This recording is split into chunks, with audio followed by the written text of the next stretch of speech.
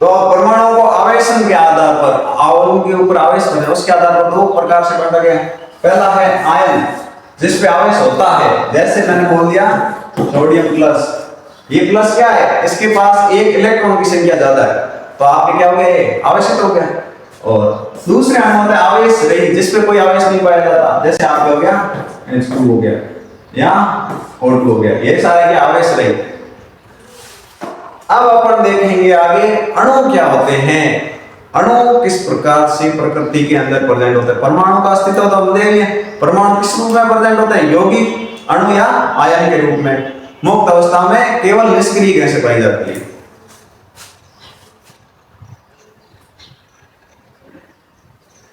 अणु या एटम, क्या होता है एटम।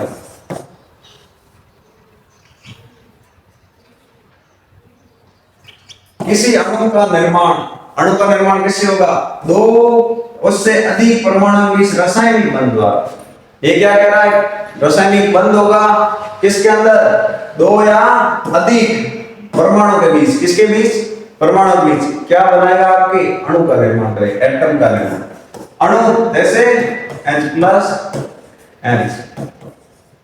H2, ये क्या है अणु, और ये क्या आपके परमाणु। तत्वों को छोड़कर किसी भी पदार्थ का वह सूक्ष्म इकाई है जो स्वतंत्र रूप से रह सकता है, और यह उस पदार्थ के सारे गुणों को प्रदर्शित करता है। तत्वों को छोड़ के, तत्व का मतलब हो गया आपके जो 118 तत्व है, उनको छोड़ के अणु क्या है आपके, वह छोटा से छोटा पदार्थ है जो क्या करता है, स्वतंत्र रूप से प्रकृति के अंदर फ्रीली रह सकता है। तत्वों को छोड़े, क्योंकि तत्व, कुछ तत्व क्या करते हैं, फ्री अवस्था में रहते हैं। कौन से आपके, निष्क्रिय गैस है, वो उनको छोड़ के बाकी सब जो है सूक्ष्म इकाई के रूप में पदार्थ रहता है, वो किसके रूप में रहता है, अणु के रूप में। और ये पदार्थ सारे गुणधर्मों को प्रदर्शित कर सकता है, ये अपने गुणधर्मों को प्रदर्शित कर सकता है। जैसे कि H2O अणु जल की संपूर्ण गुणधर्मों को प्रदर्शित कर सकता है। जो आपका जल का अणु है वो क्या कर सकता है, संपूर्ण गुणधर्म दर्शा सकता है। किसी भी अणु का निर्माण एक ही तरह के परमाणु या भिन्न भिन्न प्रकार के परमाणुओं के बीच रासायनिक बंध होने के कारण हो सकता है। देखो, किसी भी अणु का निर्माण जो आप क्या है, एक ही तरह, या तो एक ही तरह के परमाणु मिलके बने हो, या भिन्न भिन्न तरह के परमाणु के बीच रासायनिक बंध से कर सकते हैं। या तो बने हो आपके एक ही परमाणु से, या आपके भिन्न भिन्न परमाणु से। इस प्रकार से क्या कर सकता है, अणु का निर्माण कर सकता है।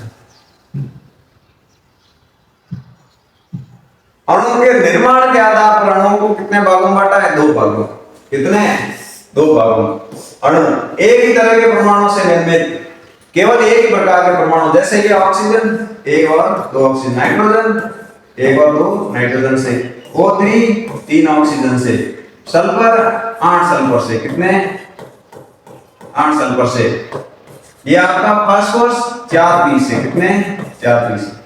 तो ये क्या है, एक ही तरह के परमाणुओं को से मिलकर तो बन रहा है अणु, और दूसरा भिन्न तरह के परमाणुओं से निर्मित अलग अलग परमाणु मिलकर क्या बनाते हैं, आपके अणु का निर्माण करते हैं। और उन अणुओं को अपन क्या कहेंगे, यौगिक कहते हैं, कंपाउंड कहते हैं। क्या कहते हैं, तो यौगिक क्या होते हैं, अणु का ही रूप है। अणु को दो भागों में बांटा है, एक ही प्रकार के परमाणु मिलके बनाते हैं, दूसरा होता है आप भिन्न भिन्न प्रकार के परमाणु मिलके किसका निर्माण करते हैं, यौगिक का।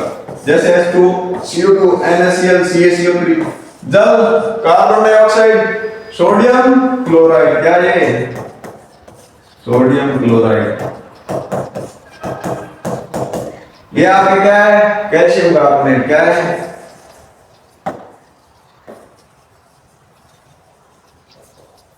ये है आपके कैल्शियम कार्बोनेट।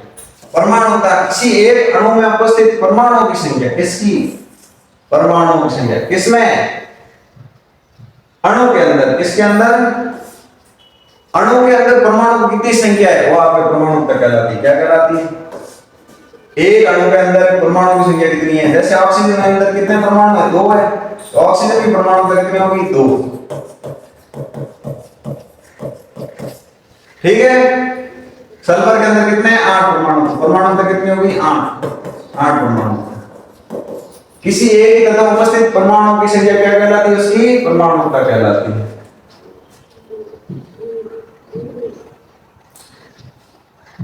अब देखो, निष्क्रिय गैसों में एक परमाणु परमाणु, मैंने कहा था निष्क्रिय गैसों में केवल परमाणु जो अणु जो आपका परमाणु है वो क्या रहता है, मुक्त अवस्था में, वो किसी के साथ जुड़ता नहीं है, ना पदवीय परमाणु के साथ जुड़ता है, तो उनकी परमाणुता हमेशा कितनी होगी, एक होगी। कितनी? एक। आर्गन एक परमाणु हीलियम, एक परमाणु ऑक्सीजन। ऑक्सीजन आपने क्या दी परमाणु किस रूप में प्रेजेंट होगा, O2 के रूप में, तो इसकी परमाणु संख्या कितनी है, 2, तो परमाणु तक कितनी है, 2। हाइड्रोजन क्या है, हाइड्रोजन भी H2 के रूप में होगा, 2 हो गई। फास्फोरस क्या है, 4, P4, और सल्फर कितना है, बहु परमाणु को अपन अभी देखा था 8, कितना होता है 8। तो इस प्रकार से ये क्या करते हैं, परमाणु पर 8 परमाणु मिलकर सल्फर का निर्माण करते हैं, एक साथ जुड़े रहते हैं प्रकृति के अंदर। अगर प्रकृति के अंदर सल्फर ढूंढने जाओगे तो कितने 8 परमाणु के अंदर, फास्फोरस को ढूंढना चाहोगे तो 4 परमाणु के अंदर बंधित रहता है। अब हम पढ़ते हैं रासायनिक सूत्र। रासायनिक सूत्र क्या होता है, किसी यौगिक का रासायनिक सूत्र के संरचना प्रतीकात्मक निरूपण होता है, जो अपने ऊपर प्रतीक पढ़े थे, हाइड्रोजन का H, हीलियम का He, बेरिलियम का B, कार्बन का C, नाइट्रोजन का N, ऑक्सीजन का O, सोडियम का Na, मैग्नीशियम का Mg, आपके एल्युमिनियम का Al, सल्फर का S, सिलिकॉन का Si, और आपकी क्लोरीन का Cl, कैल्शियम का Ca, आयरन का Fe, कोबाल्ट का Co, जिंक का Zn, शीशे का आपके Pb, गोल्ड का हो गया Au, सिल्वर का Ag, ये सारे, आयोडीन का I, ये सारे तत्व जो आपके प्रतीक है, उन प्रतीकों को लेकर अपन क्या बनाएंगे, रासायनिक सूत्र बनाएंगे। क्या बनाएंगे, रासायनिक सूत्र। किसी यौगिक का रासायनिक सूत्र उनके प्रतीकात्मक निरूपण होता है, उनके प्रतीकों को दर्शाता है। किस प्रकार के दर्शाता है, अपन यहां देखते हैं।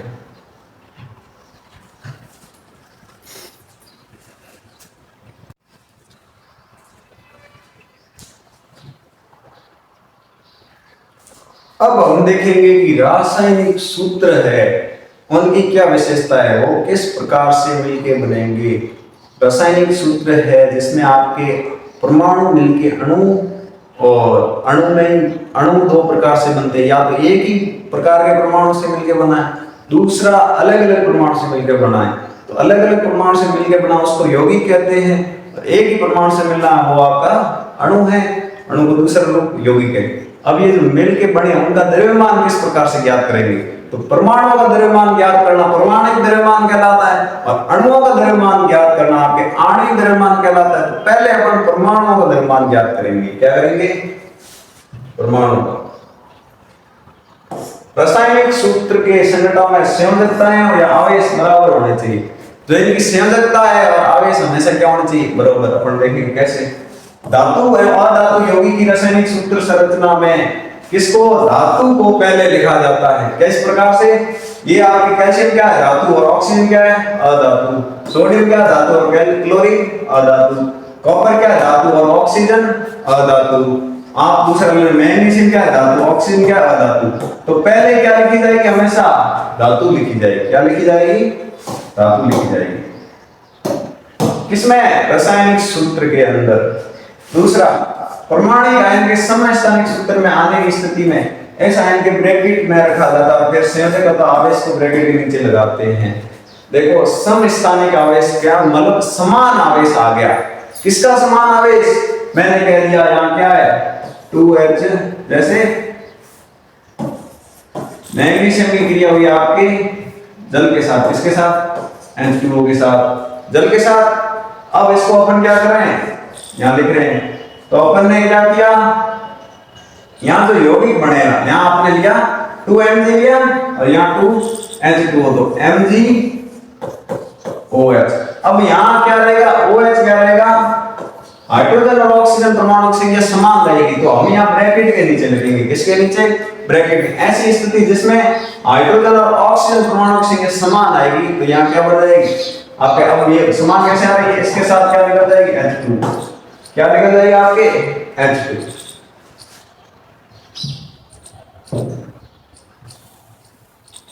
इसमें आप देख लो,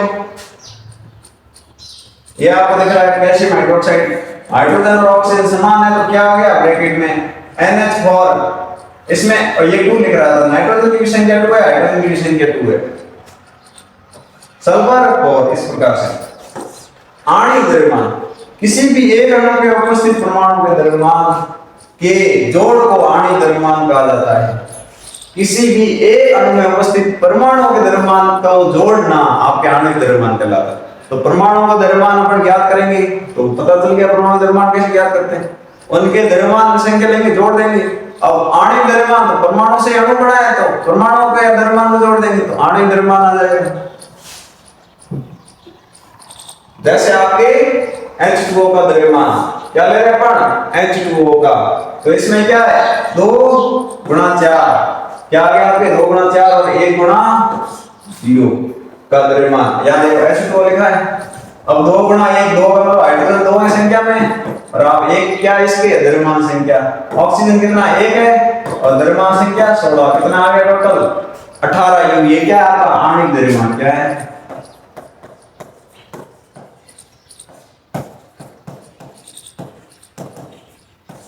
आणविक द्रव्यमान है, ठीक है। अब देखते हैं सूत्र इकाई द्रव्यमान। सूत्र इकाई द्रव्यमान में कुछ भी चेंज नहीं है। क्या नहीं चेंज है, वहां पे अपन क्या कर रहे थे, जो अणुओं का द्रव्यमान ज्ञात कर रहे हैं, यहाँ अपन किसका द्रव्यमान ज्ञात करते हैं, यहाँ हम आणविक द्रव्यमान, यही अंतर है। यहाँ हम केवल उस पदार्थ के सूत्र इकाई द्रव्यमान को जिसके संगठन में आयन होते हैं, तो आयन होते हैं उनका द्रव्यमान हम किसे निकालते हैं, सूत्र इकाई द्रव्यमान। जैसे आपके NaCl Na+Cl-, तो इनमें आयन होते हैं, आयनों का निकालने के लिए हम किसका उपयोग कर रहे हैं, सूत्र इकाई द्रव्यमान। बाकी द्रव्यमान का आंसर सेम ही रहेगा, तो आणविक द्रव्यमान, परमाणु द्रव्यमान और सूत्र इकाई द्रव्यमान निकलता एक ही तरीके से है, लेकिन फर्क इतना है कि इनको आयनों का निकालने के लिए इनका नाम लिख रहा है सूत्र इकाई द्रव्यमान। जैसे सोडियम का परमाणु कितना मैंने बोला था, सोडियम 11 पे आता है, 11 गुणा 2 + 1 कितना हो गया आपके 23। और फिर क्लोरीन का मैंने कहा था, क्लोरीन आता 17 गुणा 2 + 1.5 35.1.5 का याद रखना पड़ेगा आपको, 1.5 गुणा और ऐड करना पड़ेगा 34 + 1.5। तो NaCl का टोटल द्रव्यमान कितना आ जाएगा आपके 58.5। इनको जोड़ेंगे तो आ जाएगा 5 का 5, 5 और 3 8 और 3 2 5, कितना आ गया टोटल 58. U क्या है आपके आणविक द्रव्यमान की इकाई है, लिखना जरूरी है। अब ये सूत्र थे, ऊपर H2O लिखा हुआ था, कौन सा H2O, CaOH लिखा हुआ था। इनको लिखते समय हमें क्या क्या ध्यान रखना चाहिए, क्या बातें ध्यान रखनी चाहिए। सबसे पहले तत्वों के परमाणु के चिन्हों को लिखा जाता है। जैसे ये चिन्ह है, सबसे पहले अपन चिन्ह लिखेंगे, चिन्ह लिख दिया। इन चिन्हों के नीचे संयोजकता को लिखा जाता है, किसको, संयोजकता को। अब यहां नहीं लिखेंगे, नीचे कहां पे,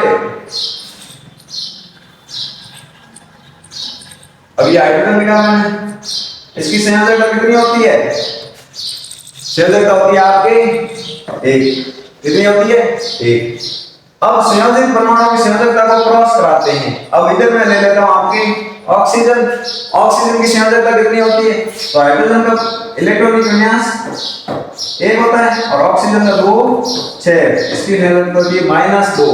और अब इन दोनों को क्या कराते हैं, क्रॉस कराते हैं। क्या कराते हैं, क्रॉस।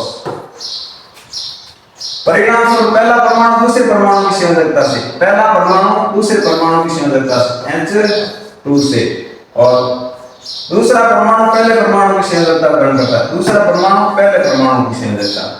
इस प्रकार से क्या हो जाता है, आपके रासायनिक सूत्र तैयार हो जाता है। तो ये आपके रासायनिक सूत्र इतना सिंपल है, ठीक है। यहां समझ में आ गया। अपन दूसरा कोई ले लेते हैं। पहले सबसे पहले तत्वों के परमाणु चिन्हों को लिखा जाता है। आपने किया कार्बन, ठीक है, और क्या हो गया ऑक्सीजन। उसके बाद इनकी संयोजकता लिखते हैं। कार्बन की संयोजकता कितने, कार्बन आता है 6 नंबर पे 2 और 4, संयोजकता होगी +4। ऑक्सीजन की संयोजकता 2 और 6 -2। अब इनको क्या करा दिया जाता है, क्रॉस करा दिया जाता है, ठीक है। अब पहले परमाणु सीधे दूसरे के साथ लिखते हैं तो C2, ऑक्सीजन को 4 के साथ CO4। अब इन दोनों में किसका 2 का भाग दे देते हैं, क्रॉस 2, तो ये क्या आ गई CO2। 2 का भाग क्यों देंगे, अपन क्या कर रहे हैं, अणु को बैलेंस कर रहे हैं, दोनों में 2 का भाग दे सकते हैं परमाणु बैलेंस में, तो ये CO2 बन गई। इस प्रकार से क्या रासायनिक सूत्र तैयार होता है। जैसे इसमें देख लो आप, ये क्या होगा, हाइड्रोजन क्या है, हाइड्रोजन, हाइड्रोजन तक ये होती है एक, सल्फर की कितनी होती है, सल्फर आपका आता है 16 नंबर पे, 2 8 10 और 6 16, कितनी होगी, -2। अब इनको क्रॉस करवाते हैं तो क्या बनेगा, H2, ये हाइड्रोजन के साथ क्या बनेगा 2, सल्फर के साथ 1, तो ये आपका बन जाएगा CO2। कार्बन की 4 होती है, 2 और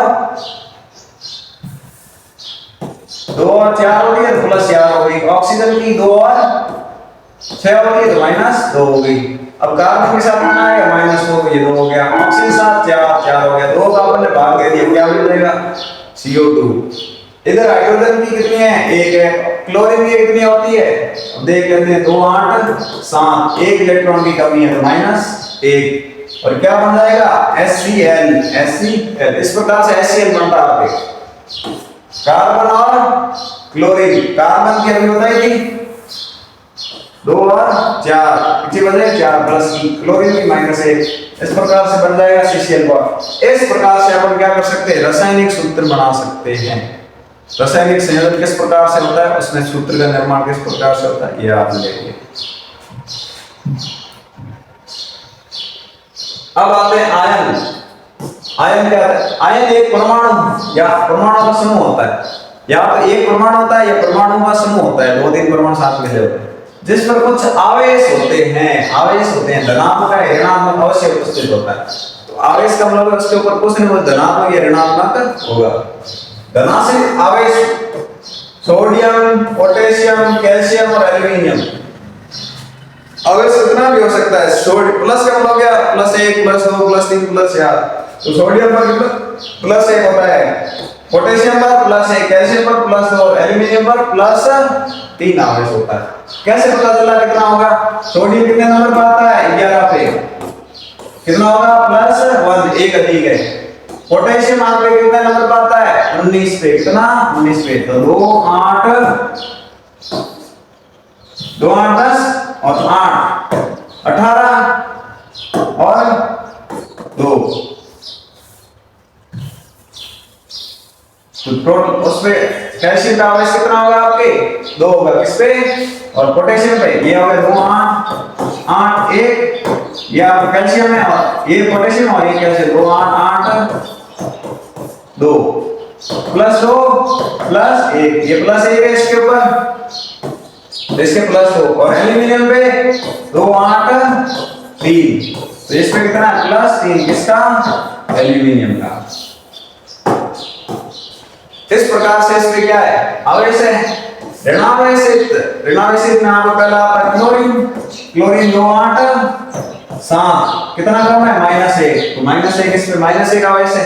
सल्फर आपके आता है 16 पे, कितने पे, 16 पे, 2 8 6, कितना कम है, -2, तो इस पे कितना हो गया, -2। OH पे -1 आवेश है, SO4 पे -2, इस प्रकार से क्या होता है, आवेश है।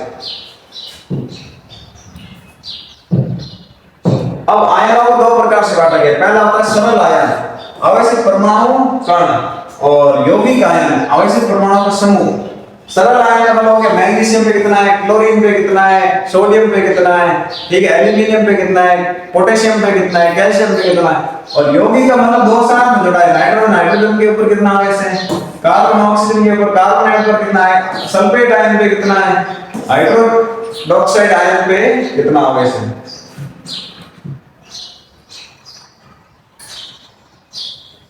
अब देखो आयनिक यौगिकों के सूत्र आप लिखे, सोडियम कितने में आता है आपके, 2 8 1 पे +1 लिख दिया।